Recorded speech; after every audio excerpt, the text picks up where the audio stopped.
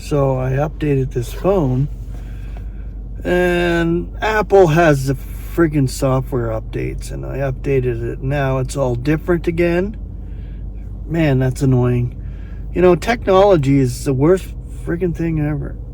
It just upgrades and upgrades and upgrades, and then you're like at a loss. Now everything's totally different on my phone here, so I got to get used to it, which is weird. I thought I'd do a video just because I need to figure this out. Maybe I'll figure it out live while this video works. We've got beautiful weather. The last little while it's just been really warm. I mean, that's going to change here in a week, I think. It's supposed to go down to like minus 25 by next Friday. But that's fine. We know that winter is still around. And it's fine. We'll take the nice blue sky and the nice weather for a change. It's beautiful. I'm still out doing double shifts every day now. So whatever God has provided here, which is great. And I thank God for it. And I thank God for all of you who watch my videos and continue to give me encouragement. You know, the comments are great. The encouragement is fantastic, because without that, you know, you just, it's one of those mortal things where you just want to give up. But God keeps us going and pressing on. With his strength and his love and his grace, this is what keeps us going. And believe me, the powerful grace of God is known among believers, true believers, as we experience it during this life that God has given us, this mortal life, as a display of his love and grace and power, which is going to be tremendous in the oncoming eons. You know, I wanted to talk about the video that I posted by our brother Steve Rosema. Like, it just amazes me, you know, how when you go in spirit, I'm talking in spirit, and you realize our future among the celestials, and you are given that glimmer in spirit of the tremendous undertaking the body of Christ will have. We will be reconciling like vast numbers of beings among the celestials, bringing them back to God, because literally they were estranged when Satan took an unknown number with him. And I believe that was at the disruption that occurred, because there had to be a time when Satan took these powerful beings under his sway to be influencing humanity. Right now we have so many, and you think of the idol worship, you think of all the shit in this physical realm. It is run by demons, all of it, you know, and it's increasing more and more and more. They're getting more intelligent, as it were. What do you call artificial intelligence? Well, that's run by demonic beings. All this shit is run by demonic beings. And if you can't realize that as a believer, then where's your stand in Christ? You should know these things. Ephesians chapter 1 clearly says that the sovereignties, the authorities, the wicked forces among the celestials, these are the ones we are to be aware of as believers.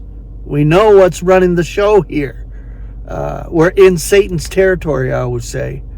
And he doesn't like it, because we know his machinations. God has given us a revelation of what is going on in this wicked realm. And we stand against it by God's Spirit in us. It is exposed to us. And this is what they don't like. Why do you think they want to get rid of us so bad?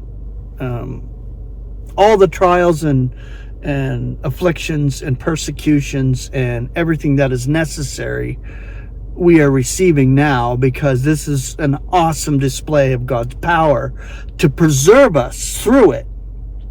This is what he's doing. He's preserving us through this experience, and it is such a necessary experience.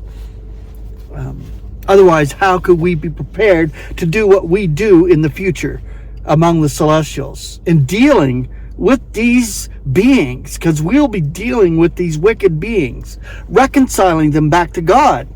That's an amazing feat. And like Steve said in the video, it'll take a long period of time. We don't know how long that last eon is going to be. The new heavens and the new earth. It's going to be a tremendously long period of time, and I believe that. Wholeheartedly, I believe that. Because what's the difference when it comes to time and space with God? And I believe that we will have to enter into time and space in order to come to the new earth. Because that will still revolve around time and space. But the thing is, it'll be a new heavens and a new earth. So it'll be run differently. It won't be like now. You see the clock has 24 hours in a day or whatever, 24 hours in a day. It's not going to be like that. Time will be measured differently in them periods, because ultimately, in the new heavens and the new earth, humans at that time will be preserved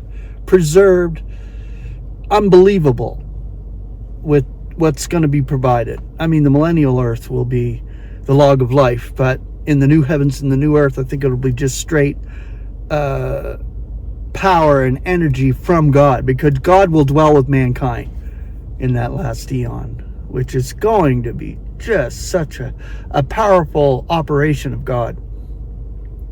And of course, yeah, I 100%, I believe, as Martin does, that we will be able to come down here at any moment, at any time.